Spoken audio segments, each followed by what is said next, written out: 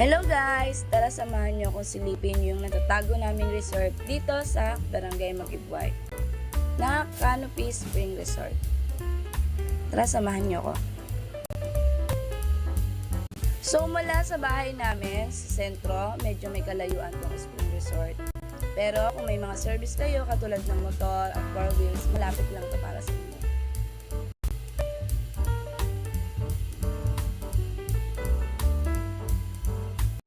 At pag nakarating na nga kayo dito, makikita nyo dito, may pulang gate, tapos may malaking kubo.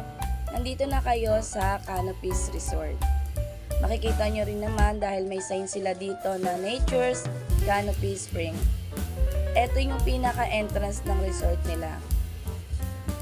Pagpasok nyo nga dito, makikita nyo agad meron silang mga for sale na buko or rent na salbabida. Tapos may mapapansin din kayo dito mga nakaset na pang bonfire.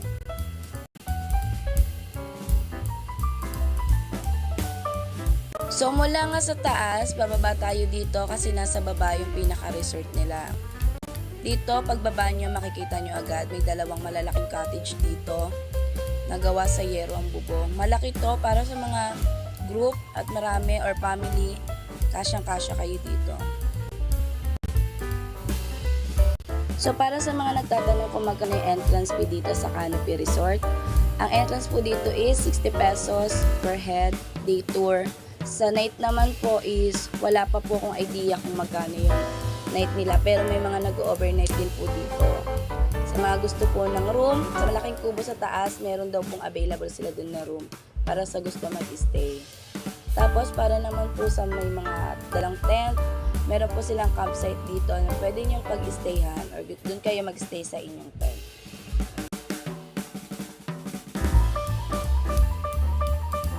Dito nga sa side na to, makikita nyo kagad dito, may campsite sila dyan. Yung sign nila na campsite. Dito sa taas, aakyat tayo dito kasi dito daw po nagtatayo ng mga tent. May mga nagtayo na rin dito ng tent sa mga nag-swimming dito. Dito sila naglalagay. May kalawakan din naman po dito kaya medyo maraming tent din ang may kakabit dito. Para sa gusto mag-stay sa tent. Ayan. Dito yung part ng may na may wrong turn. Charis.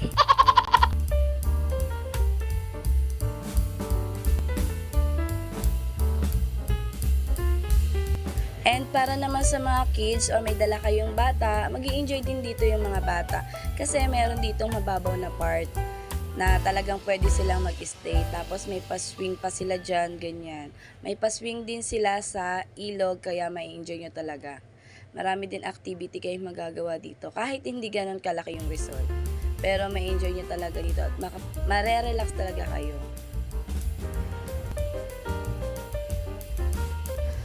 And sa part na nga to, sa kabila, makikita nyo agad dito pagdating nyo dito yung mga sign nila na bawal magkalat, bawal magputol ng mga puno at halaman. Tapos makikita nyo rin dito, meron din sila ditong ilang tables and chairs na pwede nyo rin magamit. Pag hindi kayo nag-cottage, magamit nyo rin yung tables and chairs. At sa may mga dalang pagkain at gusto magluto dito, meron din naman silang lutuan dito. May lababo din para sa mga hugasan. Tapos may sign din sila dito na bawal kumain sa ilog. Syempre para naman talaga malinis. Tapos bawal din kayong magkalat, di ba? Kasi may mga basurahan sila dito. Meron din ditong nabubulok at hindi nabubulok na basurahan. Dito nga meron din ditong tables and chairs sa side na to. Tapos yung balsa pwede niyo yan magamit sa activities niyo. Konting story lang, no. Itong resort na to is kakatayo lang po nito. Last year na pumunta kami dito is sarado pa ito. Hindi pa to ganun kalinis. Pero gawa na po ito. Ngayon lang po silang taon nagbukas. Kaya doon sa mga interesado, turo ko po sa inyo kung paano papunta rito. So para nga po sa mga nagtatanong kung paano papunta rito sa Canopy Resort, from Manila or Laguna, sumakay po kayo ng bus na Tagkawayan, Quezon. Tapos magpababa po kayo sa McDonald's. Iisa lang po ang McDonald's dito sa amin sa Tagkawayan. Kaya iisa lang po ang bababaan nyo.